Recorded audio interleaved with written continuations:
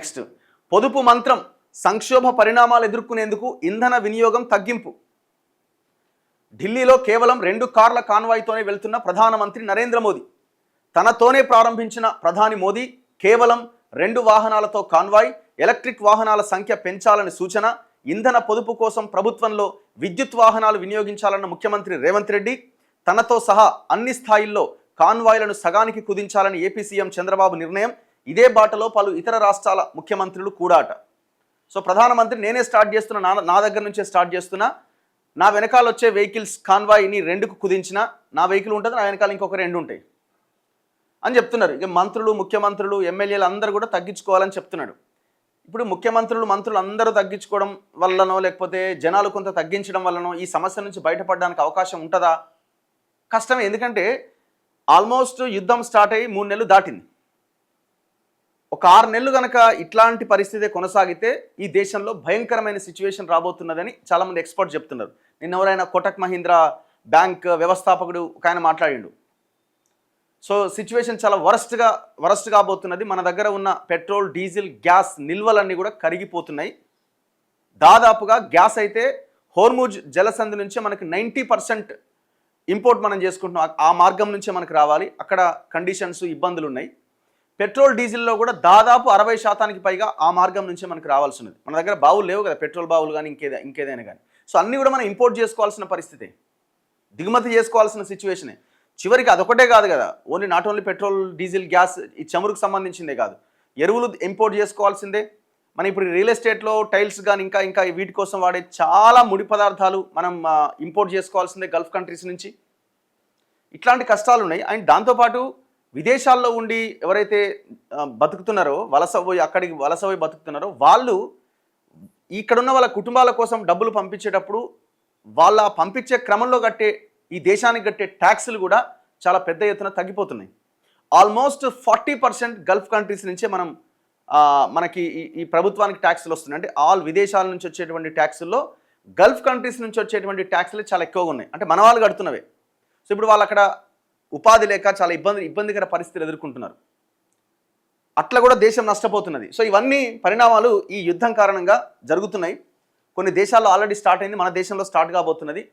మరి ఇది కొద్ది రోజులు అయితే పరిస్థితి ఏంటనేది అర్థం కాని సిచ్యువేషన్. పశ్చిమాసియా సంక్షోభంతో ప్రపంచం మొత్తం విలవిల్లాడిపోతోంది. చాలా దేశాల్లో పెట్రోల్, డీజిల్, గ్యాస్ తదితర ఇంధనాల కొరత, ధరల పెరుగుదలతో జనజీవనం అతలాకుతలమవుతోంది. భారతదేశం ఇన్నాళ్ళు తట్టుకున్నా ఇకపైన మనము కూడా ఆ పరిణామాలు ఎదుర్కొనక తప్పని పరిస్థితిలో ప్రధానమంత్రి మోదీ పిలుపు మేరకు పొదుపు మంత్రం పాటించేందుకు దేశం సిద్ధమైంది. మోదీ స్వయంగా తన కాన్వాయ్లోని వాహనాలను సగానికి తగ్గించాలని, విద్యుత్ వాహనాలు పెంచాలని నిర్ణయించారు. ఇక ఇంధన వ్యయం తగ్గించేందుకు ప్రభుత్వంలో విద్యుత్ వాహనాలు వినియోగించాలని, లీజుకు కూడా ఈ ఎలక్ట్రిక్ వాహనాలే తీసుకోవాలని రేవంత్ రెడ్డి ఆదేశించారు. ముఖ్యమంత్రి కూడా ఆదేశించిందట. మరోవైపు ఏపీ సీఎం చంద్రబాబు ప్రధాని పిలుపునకు అనుగుణంగా తన కాన్వాయ్లోని వాహనాలను 50% కుదించాలని, అన్ని స్థాయిల్లో దీన్ని అమలు చేయాలని నిర్ణయించారు. అటు యూపీ, గుజరాత్, ఢిల్లీ, రాజస్థాన్, మధ్యప్రదేశ్ తదితర రాష్ట్రాల ముఖ్యమంత్రులు తమ మంత్రుల కాన్వాయ్లోని వాహనాల సంఖ్యను తగ్గించాలని కూడా నిర్ణయించారట. మోదీ ప్రకటనల ఖర్చే 5,987 కోట్లున్నాయి. చెప్పేవేమో పొదుపు పాఠాలు, చేసేవేమో ప్రచార ఆర్భాటాలు. అన్ని తగ్గించాలి. ఓన్లీ పెట్రోల్, డీజిలే కాదు, ఇంకా మీరు ఈ రేపు పొద్దున పరిస్థితి మరింత పీక్స్లోకి వెళ్తే మిగతా అన్ని తగ్గిస్తే డబ్బులు ఆదా అయితే ఇంకో దగ్గర నుంచి కొనుగోలు చేయడానికి అవకాశం ఉంటుంది. ఇప్పుడు దానికి కూడా రేటు పెరిగినప్పుడు ఇంకెక్కువ పెట్టి ఖర్చు పెట్టాల్సి వస్తుంది కదా. మరి మిగతా ఖర్చులు కూడా తగ్గించాలి కదా. మీ ప్రచారాలు, మీ తిరుగుళ్ళు, మీ కథా వ్యవహారం, మీ ఛాయ్లు, మీ బిస్కెట్లు కోట్ల రూపాయలు పోతాయి ఈ దేశంలో. ఓన్లీ వీళ్ళు ప్రచారం కోసం లేకపోతే మీడియా కోసం చేసే హడావుడి, ఇచ్చే ప్రకటనలు, ఇవన్నింటి ఖర్చే కొన్ని వేల కోట్లు ఉంటుంది. సో సిచ్యువేషన్ అయితే వరస్ట్ కాబోతున్నది. వారానికి 100కి పైగా అంతర్జాతీయ విమాన సర్వీసుల కోతాట. 7 విదేశీ మార్గాల్లో సేవలు నిలిపేసిరట. జూన్ నుంచి ఆగస్టు వరకు అమలు. ఎయిర్ ఇండియా ప్రకటించింది. విమాన ఇంధన ఖర్చులు పెరిగినాయి. ఇప్పుడు విమాన ఇంధన ఖర్చులు పెరిగినాయి, టికెట్ ఫేర్ పెంచండి అన్నది ఒకటి ఉన్నది. ఇప్పుడు పెంచితే ఇంకొక రకంగా ఉంటుంది. కాబట్టి వాళ్ళు ఆ సర్వీసులను మొత్తం నిలిపేస్తున్నారట. ఏమీ చేయలేని సిచ్యువేషన్ అంటున్నారు. బొగ్గు నుంచి గ్యాస్ అట. భారీగా కోల్ గ్యాసిఫికేషన్ ప్రాజెక్టుల ఏర్పాటుకు కేంద్ర కేబినెట్ నిర్ణయం. ఆ గ్యాస్తో యూరియా, అమోనియా, మెథనాల్, కృత్రిమ సహజ వాయువు, డీజిల్, పెట్రోల్ ఉత్పత్తి. ప్రత్యేక పథకం. 37,500 కోట్ల ప్రోత్సాహకాలు. దేశంలో 40,000 కోట్ల టన్నులకు పైగా బొగ్గు నిల్వలున్నాయట.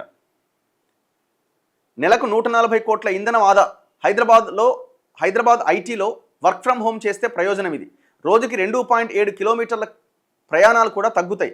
దేశమంతా పాటిస్తే రూపాయి కూడా బలోపేతం అవుతుంది. వర్క్ ఫ్రమ్ హోమ్కు ససేమిరా అంటున్న కంపెనీలు.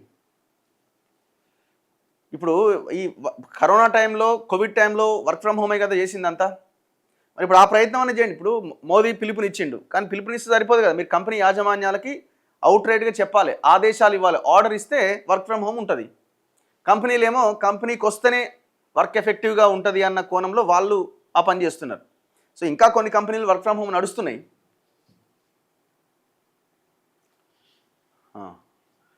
అతి తక్కువ వాహనాలతో అమిత్ షా కాన్వాయ్ అట. ఏందో వీళ్ళు ఏదో చేసినట్టు. ఇక 2 వాహనాలు వెనకాల తగ్గియంగానే మేమేదో పొదుపు చేస్తున్నాం అన్నట్టుగా.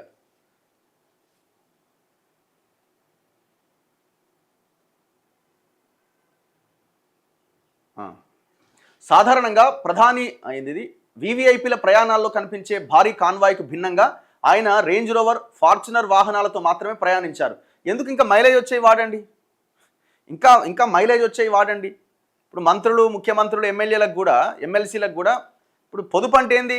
వాళ్ళ వెహికల్ ఎంత వస్తుంది? మైలేజ్ 5-6 వస్తుంది. మరి 5-6 లీటర్ పెట్రోల్ వస్తే మైలేజ్ 5-6 లేకపోతే 10 లోపు వచ్చే వెహికల్స్ ఎందుకు? ఇంకా తక్కువ వాడండి. జనం కోసం ఆ మాత్రం చేయలేరా? అలా కూడా ఏసీ ఉంటుంది కదా చిన్న వెహికల్స్లో కూడా. ప్రధాని కాన్వాయ్లో ఆయన ఇప్పుడంటే కేవలం రేంజ్ రోవరు, ఫార్చునర్ వాహనాలను మాత్రమే ప్రయాణించినట్టు. అదే చిన్న కారా? సాధారణంగా ప్రధాని కాన్వాయ్లో సాయుధ Mercedes, Maybach S650 guard and range రోవర్లు, టయోటా ఫార్చునర్లు, ఎస్కాట్ వాహనాలు, జామర్ యూనిట్లు, డెకాయ్ కార్లు, అంబులెన్స్తో సహా దాదాపు 12 నుంచి 15 వరకు వాహనాలు ఉంటాయట. అయితే పొదుపు చర్యలు ప్రోత్సహించడంతో పాటు ఇంధన వినియోగాన్ని తగ్గించడమే లక్ష్యంగా తన కాన్వాయ్లోని వాహనాలను 50% వరకు తగ్గించాలని, వాహన శ్రేణిలో విద్యుత్ వాహనాల సంఖ్య పెంచాలని స్పెషల్ ప్రొటెక్షన్ గ్రూప్ను మోదీ ఆదేశించారు. అయితే దీనికోసం కొత్త వాహనాలు కొనుగోలు చేయొద్దని స్పష్టం చేశారు. బ్లూ బుక్లో నిర్దేశించిన తప్పనిసరి భద్రతా ప్రోటోకాల్ పైన రాజీ పడకుండానే కాన్వాయ్ కుదింపు పైన ప్రధాని ఆదేశాలను ఎస్పీజీ అమలు చేయడం ప్రారంభించిందని సంబంధిత వర్గాలు వెల్లడించాయి.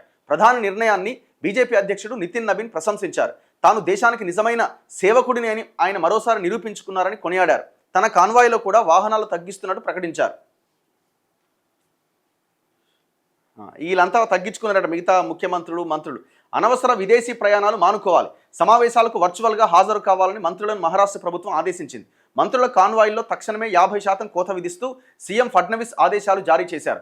మంత్రులు, అధికారుల విదేశీ టూర్లను ప్రభుత్వం రద్దు చేసింది. ఇప్పుడు ఈ పొదుపు ముందు నుంచి ఎందుకు ఉండదు? నా క్వశ్చన్ ఏంటంటే, ఇదంతా ఆర్భాటం అనే కదా.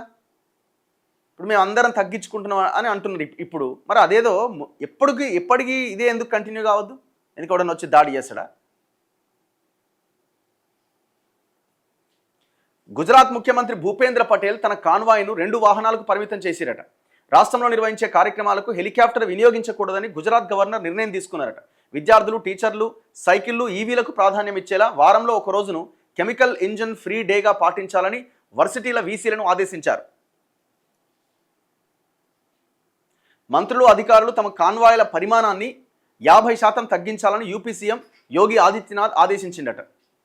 సో ఇట్లా సరే, ప్రజల్లో ఒక అవగాహన రావడానికి, ఇది ఒక చర్చకు దారి తీయడానికి ఒక ప్రయత్నం చేస్తున్నట్టు కనబడుతున్నది. మోదీ ప్రకటనల ఖర్చే 5,987 కోట్లు. చెప్పేవి పొదుపు పాఠాలు, చేసేవి ప్రచార ఆర్భాటాలు. ఎవరు? కాంగ్రెస్ అధ్యక్షుడు మల్లికార్జున ఖర్గే అంటున్నారు. సామాన్యులకు పొదుపు పాఠాలు చెప్పే ప్రధాని మోదీ తన సొంత డబ్బా కోసం మాత్రం ప్రజాధనాన్ని నీళ్లలా ఖర్చు చేస్తున్నారు అని కాంగ్రెస్ అధ్యక్షుడు ఖర్గే ధ్వజమెత్తారు. మోదీ పొదుపు సూత్రాలపై బుధవారం ఆయన ఎక్స్ వేదికగా విమర్శలు గుప్పించారు.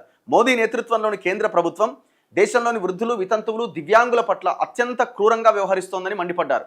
గత 12 ఏళ్లుగా పెన్షన్లను ఒక్క పైసా కూడా పెంచకుండా వారిని వంచిస్తోంది. దేశంలో పెరిగిన ధరల దృష్ట్యా ప్రజల కొనుగోలు శక్తి గణనీయంగా పడిపోయింది. అరకొర పెన్షన్ సొమ్ముతో కనీసం మందులు, ఆహారం కూడా కొనుక్కోలేని స్థితిలో వృద్ధులున్నారు.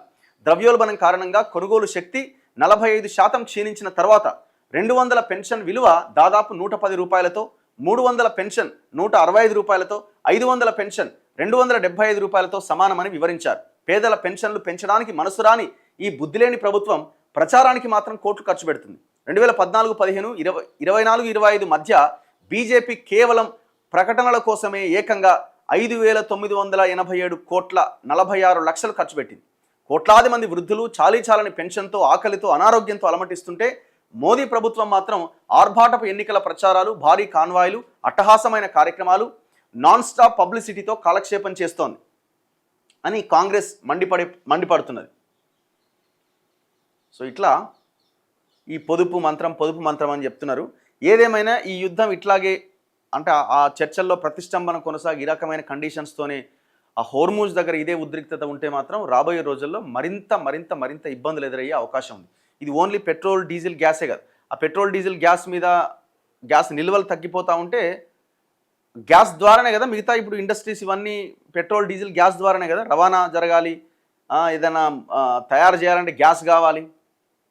గుజరాత్లో అయితే మొన్న రీసెంట్ కాలంలో చాలా కంపెనీలు గ్యాస్, కమర్షియల్ గ్యాస్ సిలిండర్ రాకపోవడంతో, కమర్షియల్ గ్యాస్ లేకపోవడంతో కొన్ని మూతపడ్డాయి. చాలా దారుణమైన పరిస్థితి వచ్చింది. ఇది ఒకవేళ ఇట్లా కంటిన్యూ అయింది అనుకో 2-3 నెలలు, పరిస్థితి ఏంది? బొగ్గు నుంచి గ్యాస్ తీస్తారట. మరి ఇన్ని రోజులు ఎటుపోయిందండి ఈ నిర్ణయాలు ఇవన్నీ? అంటే మేము ఏదో చేయబోతున్నాం ఈ దేశాన్ని రక్షించడానికని చెప్పే ఒక ప్రయత్నం తప్ప ఇప్పట్లో అయ్యేవా?